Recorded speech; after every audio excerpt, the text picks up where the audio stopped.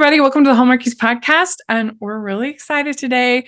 We are talking with actor Rene Escobar, and he is appeared this last season as Edwin in Heartland. And Rene, thank you so much for coming on the podcast.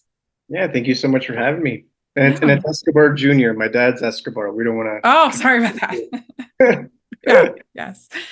So this is your first time on the podcast. So why don't you introduce yourself to our audience and tell us a little bit how you got started? What inspired you to get into acting? Well, hi, I'm Renee. Yeah, that's a good question. I feel like I've always wanted to be. I've always been like the performer in my house. I feel like that's like the typical, um, I guess, red flag when you're growing up. And, Yeah. like you want to be the performer in your house. And so, like, I was born in the late '80s, and we didn't have much. Well, we didn't have any social media, and like recording stuff wasn't a thing. But I found myself making stupid, probably not funny videos at the time, just to like Yeah. entertain my family. And um, I feel like in school, I was by no means like a dumb person. I feel like I'm like books wise, I did pretty good, but like I just had this frantic energy um, that I didn't know that needed to be kind of like diverted into like a good direction. I wasn't very artistic growing up. I didn't do any theater or anything like that. Um, and yeah, like I had all this frantic energy, and I loved watching movies, and it's like an amalgamation of a bunch of stuff. Mm-hmm. Mm-hmm. Uh, One of the most like the biggest bonding experience me and my dad had growing up was like sitting down and watching like these classic all-time amazing movies like Scarface and The Godfather. And I feel like when I turned like in my early 20s, I feel like that's when like everything came together, and I'm like, dude, like I need to do this, like I feel like I have no other option. So, and Uh-huh. Jim Carrey, growing up, Jim Carrey just made like Ah, I Jim guess like Carrey. he brought out like the clown in me, and Uh-huh. I would just kind of like talk in like a different character all the time, and it was mostly like a rendition of a Jim Carrey character. So Uh-huh. I feel like, yeah, I think those all put together kind of made me realize, you know what, I think I should do this. Yeah. Did you have like the movie that was really sort of formative and iconic? Yeah, Ace Ventura for Yeah, sure. yeah, It goes without saying. yeah. Yeah, and it's a good question because like you don't realize that something is formative until like Yeah, way later on in your life, right? it's true. And you're like, when you're watching Ace Ventura, like as a kid, you don't realize, oh, this is what's going to make me be an actor. No, it's like you look back and you're like, wait a minute, actually, it was me watching Ace Ventura Yeah, countless times that kind of planted the seed. So, yeah, yeah, definitely that one. yeah. Oh, I can see that. Yeah. His manic energy really would get you. Yeah, Yeah, just yeah, an idiot, just like a complete idiot. And I feel like I still am a complete yeah, idiot. yeah. Yeah, for me, it was Jurassic Park Oh, and The Little really? Mermaid and The Little Mermaid. Those were like the two movies that they were really like, and Home Alone. Home Alone was the first comedy that I ever like really loved. Yeah. Yeah, I feel like we're like around the same Yeah. age areas because like Yeah. Jurassic Park was also like super influential for me, but Yeah. not in a good way. Like it scared the Oh, we can't swear on this, right? Like yeah. Yeah. it scared the crap out of me. So Yes. Yeah. I really did. I mean, it did that too, but it's just the awe and spectacle of it all. I just couldn't believe it. Like they're real. Are they real? yeah, Where are the dinosaurs? yeah, exactly. I was like, oh my God, this is like How'd they petrifying. make them? And Home Alone too. Home Alone, like now that you look back at it, you're like, how was this even feasible when we were growing up? Like Yeah. literally, like a kid living by himself, but at the I mean, time, that's the dream when you're, at least yeah, for independent kids like us. Like, I was just like, you can all leave. I can stay here. I'll be fine. literally, literally. I feel like we all wanted to be Macaulay Culkin at some point. Yeah. No problem. Um, so, do you remember the first role that you ever got? Uh, like professional or not Yeah. professional? Yeah. Like on screen. Yeah, it was one of those not docudramas. It's I guess, yeah, I guess it's a docudrama where it's like it was called Web of Lies. Oh. So yeah, it's on Discovery. It's one of those uh documentaries. Oh, they have like they have the dramatizations. Exactly. Yeah. Yeah, Would okay, you would you okay. classify that as a docudrama?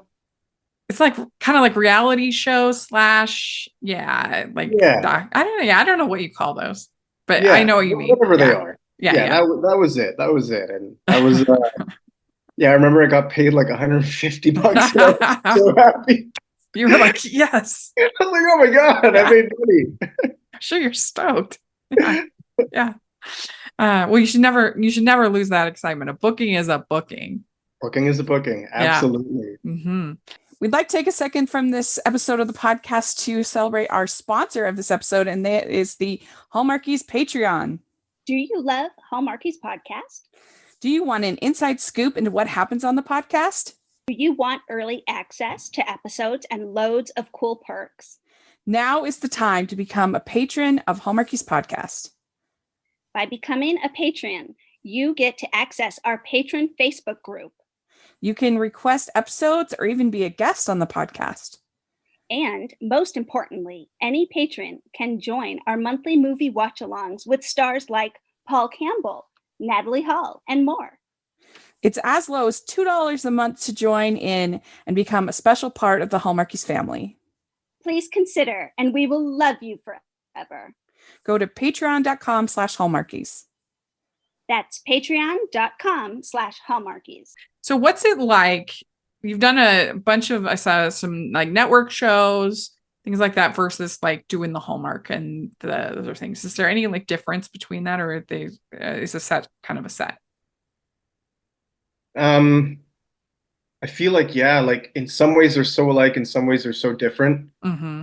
Um, Obviously the content and um, I guess the elevation of things are Mm-hmm. different. Like obviously when you're doing something like Hallmark and Heartland, um, it's a very optimistic show, do you know what I mean? And whereas like network shows, at least the ones that I've worked on, which are mostly dramatic shows, I guess you call that dramatic, whatever. Mm-hmm. Mm-hmm. Like cop shows and stuff. Yeah, like Yeah. it's serious stuff and like there's elevation, but not so much. Um, there's yeah, there it's I feel like depending on the mood that I'm in, I like one better than the other because like if I'm in just like in a really relaxed and chill mode and you know I'm kind of like happy and you know very and I want to be nice to my you know I want to perform something very nice that's non-confrontational. I really appreciate working on a Hallmark show or a Yeah. Heartland. But if I'm in one of those, you know, irritable days and I want to give you the business, you Yeah. know, and I love doing that kind of stuff. So it all depends on It's how good I to have am. a mixture. Yeah, exactly. Well, I mean, at least according to our friend Donna Benedicto, she said that at least the craft services is different. That that's the main difference between the networks versus the Really, less things. what She's always telling us about the incredible craft services. You know, That I haven't mean, I think noticed the that. Hallmark shows get pretty good craft services. I was gonna say like they Yeah. do. Yeah. They do. I What does remember Heartland have good craft services? yeah, I don't remember it Yeah. being like not good or like being, you know, sticking out to a point where I'm like, whoa, what is this? Yeah. I mean, Uh, I have all the respect in the world for actors, period, but especially like hearing about these craft services, I'm like, how did they stay in like such amazing shape when they have all of these like it's got to be tough. yeah, for sure. Like you gotta, I, you know, when I started, I feel like I'm still starting. I'm only really like 10 years in, but like Uh-huh. I would say like the first couple years, man, I would feel like it's my last booking Uh-huh. and I would just go ham on craft. Like I Right. would be like, well, man, like oh, there's free yogurts there and free granolas, you know, I'll just eat everything, and I would over caffeinate Oh, myself, yeah. which Too much is coffee. so too much coffee, and I would eat just the worst things, and now I feel like I actually feel like I hardly eat on set now, Oh, just because mhm. I want to. I don't know about you, but like after I eat a big meal, I'm borderline tired. comatose. Right. Yeah, so like I feel like I need to have my energy. I need to be on point. So I try to limit what I eat. Yeah, I can see that. Well, so you've done a couple Hallmark projects, Heart of the Holidays, and We Wish You a Merry Christmas. People might recognize. And so what's that like? Especially make a Christmas movie. Well, it's surreal because Yeah. like most of them, well, at least the ones that I've shot, like they get made in the summer, Yeah. right? Yeah. So So it's those in kind Ontario, those? of Heart of the Holidays was just outside of Toronto, yeah, and Okay. then We Wish You a Merry Christmas was in Winnipeg, actually. Winnipeg. Okay. Mhm. Mm-hmm. Mm-hmm. And it's I found it always like super cool to watch how like they dress the set and how they make Yeah. it look super believable and bringing in like real ice and real snow, and I'm like, wow, this isn't just like cotton on the ground, like it's actually real stuff. And Yeah. um it's fun. The one thing I'll say about making those movies is that most of the time I feel like they take place in winter, right? Like Uh-huh. fictionalized Yeah. winter. So you're Yeah. wearing all these jackets and layers when it's like you're American, so it's like almost like 95 degrees Yeah. Fahrenheit, like it's not fun. Do you put like ice packs under your jacket? No, I've no, heard I of never that. do. I really, I Yeah. might do that. I might do Yeah. that. It's Yeah. pretty ingenious, yeah. Yeah. Well, you're in We Wish You Merry Christmas, of course, with Paloha, who we love, and our friend Brian Sills. Yeah. Yes, he's the Such a best. beauty, man. Such a beauty guy. Like Yeah. I met him, and he's also based out of Toronto, and Yeah. he's like such a great guy. Like such a Yeah. great guy. Fun to be with. So funny. So, oh my God, so funny. Like we were just up to nonsense. Like when you get to like hour 10 or 11 on set and it becomes like loopy hour and anything's funny. Yeah. That's when I feel like Brian thrives because he's Yeah. actually funny. Right. It makes the night go by easier. It was so funny when he was on the podcast. He was telling us, because when we do the Christmas version, we ask, "What's your favorite cookie?" And he was like, "Oh, my mom makes these shortbread cookies." And we get this email the next day after it aired, and from his mom saying, "Oh, I'm so glad that he mentioned my cookies." No way. And she's giving us the recipe, and she's like, "Hi, ladies." That's so funny. We were like, "We love your mom, Brian." That's so funny. Yeah, super. We just love it. I just love that interview, and he's great. They should use him in as many things as possible. Oh my God, yeah. He's so like, not only is he a cool guy, but it goes without saying, but he's actually So talented. so talented, man. Yeah. Like when he wants to be funny in a scene, it's obviously effortless. But when he wants to bring a certain gravity to a scene, like it's serious for half a second, he can do that instantly. And I Yeah. remember in We Wish You a Merry Christmas, he was almost like the like words of wisdom to Marisol's character. Yeah. He gave me like really good advice, and I'm like, wow, like if you were to take this scene out and put it like in a network show, it would work. Yeah. Well, we also joked about Wish You Merry Christmas that it's like secretly a horror movie, because you think about it, there's this connection between the therapist and the inn owner, like keeping them in there. Yeah. And like, I mean, do they have the option of leaving? This is the question I have, as far as like, this seems to be this like, what's going on here? There's something going on in this town. It's a little sus. Yeah, I remember, now that you mentioned that, I remember talking to Claude and Brian about it, and I'm like, wait a minute, so you guys were actually hired by this psychiatrist? Yes. And the end of the movie leads to like a new couple coming in. So you guys do this like kind of culty. Yeah, and like Santa's kind of involved. In a way. Yeah, exactly. Yeah. I guess it's all about perspective. Yeah, they're destroying everybody's cars. I mean, I think that the windshield repair person is also in on the racket. Oh yeah, he's loving it. Yeah, especially if it's a small town. Yeah, he's making bank. Right. Introducing the exciting new debut novel from Savannah Carlyle, The Library of Second Chances. Daily walks along the sparkling shoreline and chats with her best friend are a part of the slow-paced life for bookstore owner Lucy Sullivan. But when she hears Logan Lancaster has been brought in to solve the town's budget deficit, Lucy isn't all that excited about his vision. They couldn't be more opposite, except for one small thing.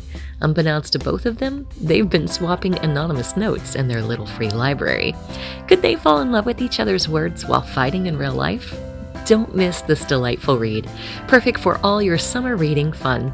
Pick up The Library of Second Chances by Savannah Carlyle wherever you purchase your books or use the affiliate link below.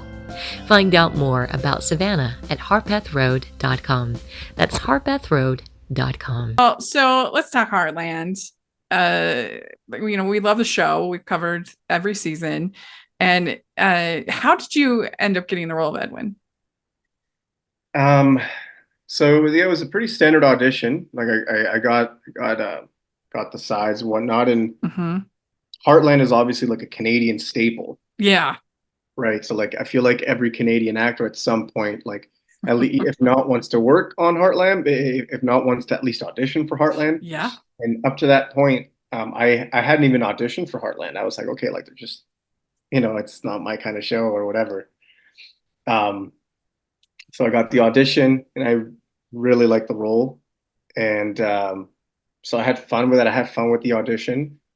You self-tape? Yeah, we self-taped. And I had never really auditioned for I forget her name, but she's a really big casting director out of Winnipeg. She cast sorry, Winnipeg, Calgary. And yeah, I had fun with it, honestly thinking like, yeah, they're not going to see me, like this is just like not, for me. Not that the part wasn't for me, but just I felt like the show just wasn't like my type, And then I got the call from my agent. He's like, yeah, we're gonna put you on hold. And I'm like, okay, and like not gonna think too much of it either. And yeah, I got it, and I'm like, holy crap, awesome! I get to go to Calgary. So excited. Yeah, and be part of literally Canadian history at some point. Yeah. So, what's it like working with Amber and the whole cast? Most of your scenes were with her. Yeah. Yeah. I know most of these interviews, like everyone says the same stuff. Just if somebody's not going to be like, she was horrible. I get that. I feel like I would be the kind of person to speak on that, but I feel like as genuine as I possibly can be, like she was so great. Yeah. Like such a great person. I remember like I didn't watch the show growing up, but like if you're a Canadian actor and you don't know her face, like something's wrong with you. Right. And I apologize for the sirens. I live in the heart of Toronto, so it's all right. Let's give it a minute. That better? Yeah, it's good. So did it make you want to go back and watch Heartland? Oh, absolutely. Yeah. Absolutely. And I watched the show and I had an idea, rather a judgment of what the show was about. I felt like it was just like kind of like a soap opera with horses, Yeah. And I watched back and I'm like, man, this is actually like family. Yeah. And hilariously enough, I watched it with the first episode that I watched it with. The first episode that I watched it with my mom and my dad. I went to go visit them at their house after I told them that I booked Heartland, and we're like, yeah, let's watch a couple of episodes. And it was one episode where Chris Potter, I might get this wrong, but he lost something that belonged to his dad. It ended up in a pawn shop, and he wanted that one. Yeah, he wanted to get it back. It's a trophy. A trophy, that's right. Yeah. And it was his dad's, right? Or like his dad's rodeo trophy. That's right. And I remember watching that episode, just coincidentally with my dad, and I was like, holy wow, like man, I got a little emotional just sitting there with me and my dad, and I'm like, wow, like this is something, it's never happened to me, but the relationship between him and his dad was so accurately portrayed. And I that day, my dad gave me he gave me something very personal of his. I won't say what it is, but he gave me something Mm-hmm. really personal of his, and that's not in his character. So Mm-hmm. I think we were both equally affected by it. Yeah. Yeah. Yeah. I love that. That's great. Yeah. I had thought about covering Heartland for a long time because we've been doing the podcast since 2017. And I thought for, a couple of years, I even had Amber on the show because she was doing another movie, but I had never seen Heartland. I had Amber on the show, which is kind of crazy. But anyway, but then during the pandemic, I was like, you know what? Maybe we finally need to do it. And so I talked to Michelle, my friend, who's actually from Scotland.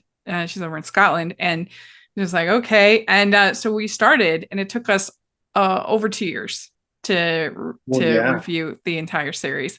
And, and I told her, I said, you didn't know you were making a lifetime commitment. So yeah, I'll watch it. I'll watch the first couple seasons. But we've had a blast. It's so much fun. Such a good show. And so you have a horse named Brady on the show. Now, what was that like working with this horse? And did you have any previous experience with horses? I guess like the right answer would be no. I don't really have any experience with horses. Uh-huh. I've obviously ridden horses before. Uh-huh. I would by no means call myself a rider, Uh-huh. but like I've been, a couple times where you ride a horse and, Right. you feel like you're so good at it kind of thing. But the answer is no, I didn't. But it's going to sound corny, and I'm sure everyone says it, but like horses just have this ability to, they are just such a particular animal Mm-hmm. that like they almost invite you in. Do you know what I mean? Like it's an animal that you really want to connect with. And even before the show, I remember like my family's from Panama, and we went to visit a couple years back, and we went to like horse riding in Panama is obviously very common, and we went to these stables, and I remember just having like almost like a impromptu therapy session with a horse, just like being there and the horse just being there, and I told my mom, I'm like, man, one day I really want to buy a horse. Like I think it's beautiful, and the universe has a way of working things out. Mm-hmm. So could you sympathize with Edwin's dating woes? He, trying to set things up with Amy. She thinks that it's just meeting for breakfast, brings Jack, and then you ask her to dinner, and she brings Lindy. All that. Well, like, could I empathize in that particular situation? No. But can I empathize in a situation where, like, you think that, the courtship is being received in the way that you think it's being received, and Yeah. it's totally not? Yeah. Right. Like, so many times. Yeah. But yeah, I also feel like I also empathize with Edwin just trying to make something happen, essentially like not organically, but just kind of like, like let's do something, Mm-hmm. blah, blah, blah, rather than waiting for things to work out and work themselves out. But yeah, I've totally been on the Edwin side, that's for sure. Yeah. Well, it's just like there used to be all these rules for courtship and dating of like how you were supposed to ask people out and how you were supposed to go about it and everything. And some of that was bad, and it wasn't helpful. But then, but now it's just like a free for all. Everyone's just trying to figure it out. It can be really hard. Well, I guess like, yeah, like I think just I've been in a relationship for a long time. So like, I don't know what it is to be single. Uh-huh. Not anymore. Yeah. But like I feel like just everything has changed, whether it's social media, whether it's dating apps, whether it's back in the day, like you would be like, hey, like I like you. Can I grab your phone number or call you sometime? Yeah. That's literally not a thing anymore. Yeah. It's true. Now it's like, did you swipe left or swipe right, or I don't know. Like it's just gotten so complicated. I feel like at some point we're gonna have some sort of counterculture towards that, and people are going to miss that organic connection between people, rather than it being digitized. Right. And I just feel like we're not just in relationships, but just with people in general. Like we've lost a lot of humanity. Yeah, definitely. Well, there were some funny scenes, and they must have been enjoyable to to play out with Amber. These scenes. Yeah, there's so much fun. The one that comes to mind is like when I had the picnic ready. Yes. Yeah. That was really good. And Sean. Sean really played that well. He did, man. He did, because we had it written a certain way, which was already funny, but just Sean came in and he's like, how about I'm just gonna come in and just eat the muffins, have the muffins, drink the coffee, and do whatever I want, because I'm Gigi, Yeah.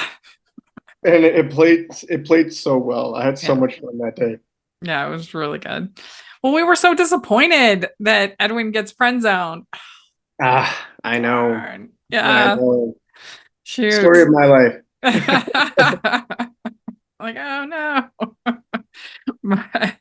but it was we did enjoy your arc there, and hopefully we'll get to see you again.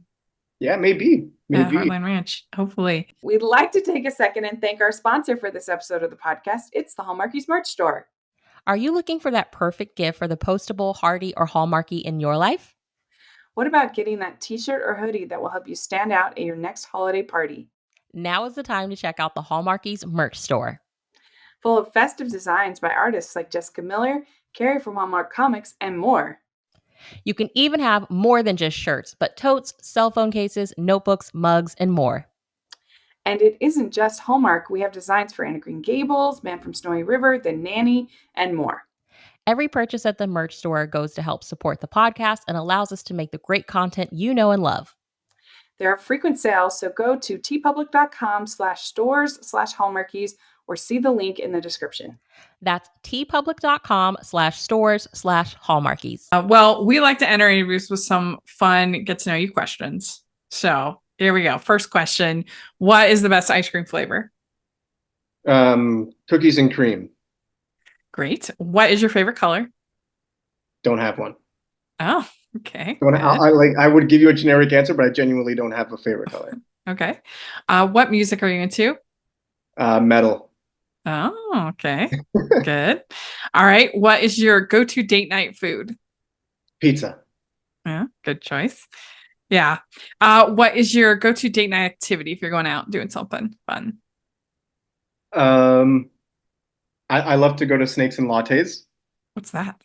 Oh, it's like a cafe and board game place. Sorry, I just assumed that you knew what it was. I'm thinking, is there like reptiles involved? Snakes and Lattes. You have a coffee and you get your favorite serpent. Like I'm sure you guys have those. It's just like a coffee shop with board games on the wall, and you just go there and have a good time. Yeah. What's your favorite board game? Oh, right now I'm into Monopoly Deal. So it's not really a board game; it's a card game. I love that. Me and my girlfriend love playing that. Oh, I've played that before. I love tabletop game. I love games. My whole family does. Games. Yeah. We love a lot of Boggle. We're big fans of that. Oh my god! It's really hard to play that with my mom because she always knows all these weird words. We're like, what is that? Yes. Like, is she the kind of person who like makes words but doesn't know the meaning of them? You know what I'm saying? No, they're like real words. She'll be like, it'll be like, this is part of a ship. And I'm like, what? How do you know that? And I'm like, did you have a secret crew in the Navy that we don't know about? How do you know all these parts? But yeah, she always knows these weird words. But yeah, with Scrabble and Boggle, my mom is queen. She is, eh? Yeah. Mm-hmm. I feel like I would love to play against her. Yeah. But Apples to Apples, that's a favorite. That one's really fun if you ever played that. And another one of my favorites is Pit. Have you ever played Pit? No, what's that? It's really fun. You should check it out. You have to have 4 people. That's the only thing that makes it a little hard.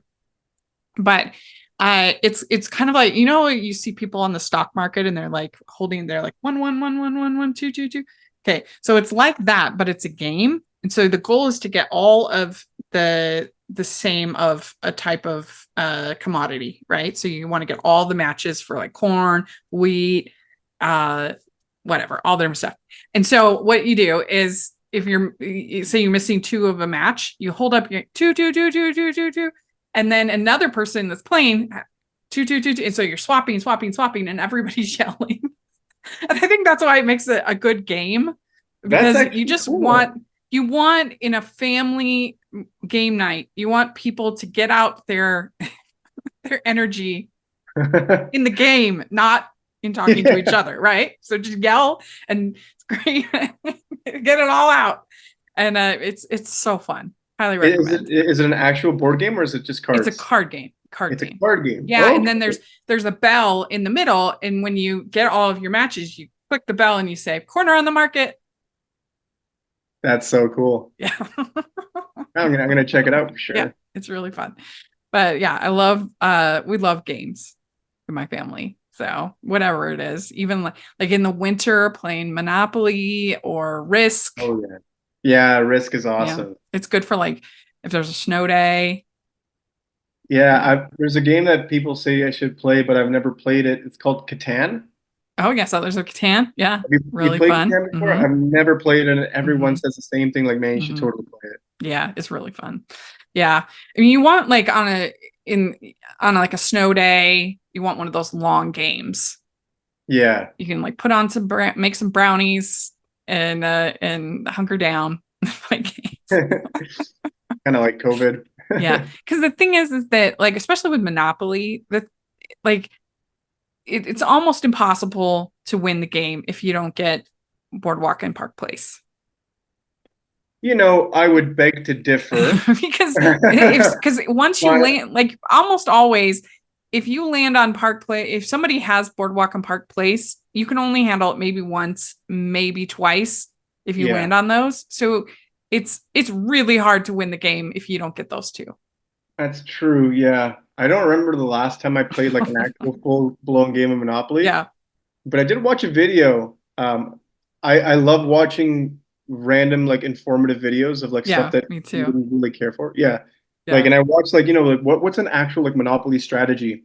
And they show that like the chances of you landing on those blues on Park Place and Boardwalk are significantly lower than you landing on like the greens or the reds.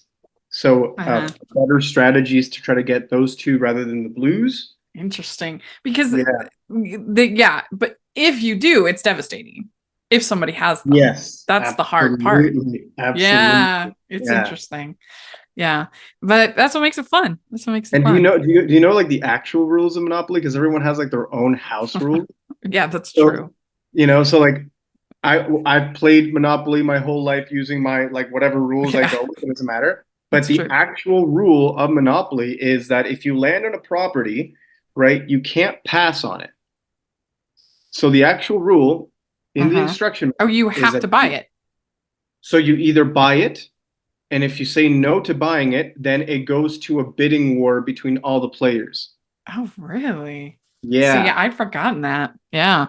Well, I obviously don't play that way, right? It's just like whatever I'm gonna pass. But like, so like if you were to land on Boardwalk and you say, you know, I don't want to spend $400, then it goes to like 100, 150, 200, and then all the way. So like a property has to be bought on a turn.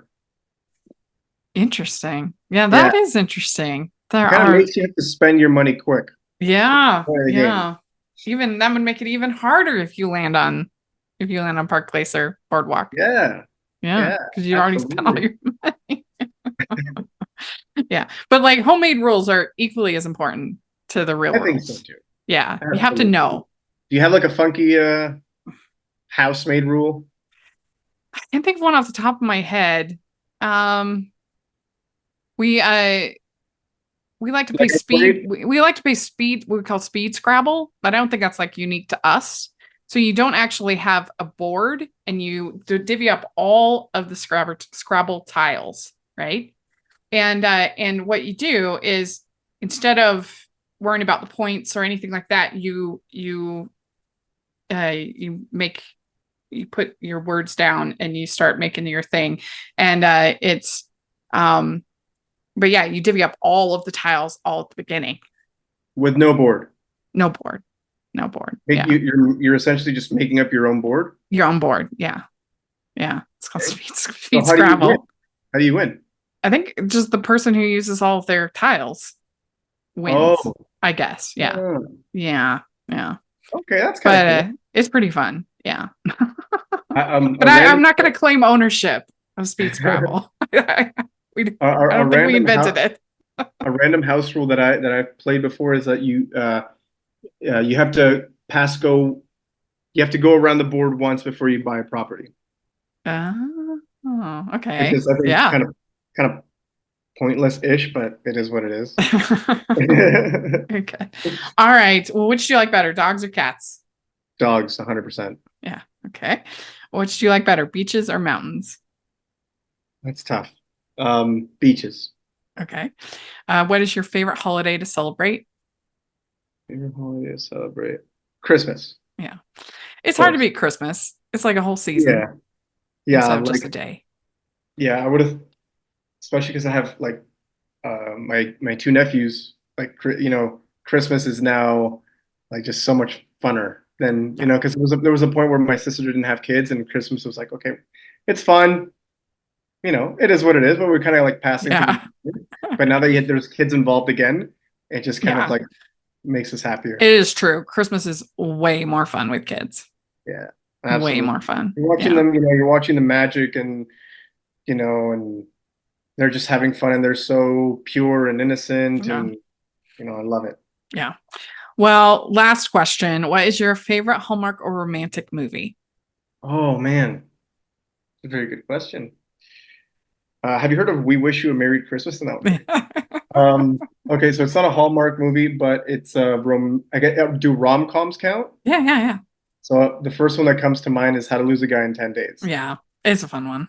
Yeah. And here's a little anecdote. So I auditioned for this movie called Little Italy a long time ago. I've seen that.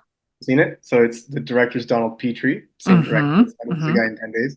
Yeah. And, I didn't get the part, but during my audition, I didn't know, but Donald was in the room.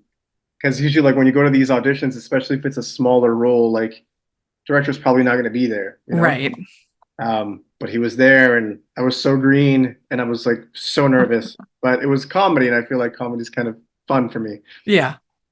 So I did the scene, and I've never had this. I never had it up to that point, and I've never had it up to my career so far. After I finished the scene, everybody in the room was laughing, and Donald came up and gave me a hug, and he said, "Now that's what I call acting." Oh, yeah, and it was just like so cool, over the moon, like that meant so much. So if Donald ever listens to this podcast, oh, I love that. That's awesome. Way to go, Donald. Yeah. Well, very good. You did it. You answered all the questions. I pulled through. Yes. Well, thank you so much. This was a delight to meet you. And thanks so much for talking with us and for playing Edwin on Heartland. Thank you so much for having me. Yeah. I'd like to thank Rene for coming on the podcast. This was so much fun to get to talk with him. I really enjoyed it. And let us know what you think about the things we talked about and about his character on Heartland. And you can find me at Rachel's Reviews, all of our social media, iTunes, YouTube, and on Rotten Tomatoes. So check that out. Also, make sure you're following the podcast, Hallmark is Pod and Hallmark is Podcast, all of our social media. And if you are listening on iTunes, please leave your ratings and reviews. We really appreciate that. And if you are watching on YouTube, please give the video a thumbs up, subscribe to the channel. We appreciate that so much. We also have our Patreon group and merch store where we have some Heartland inspired merch. So check that out.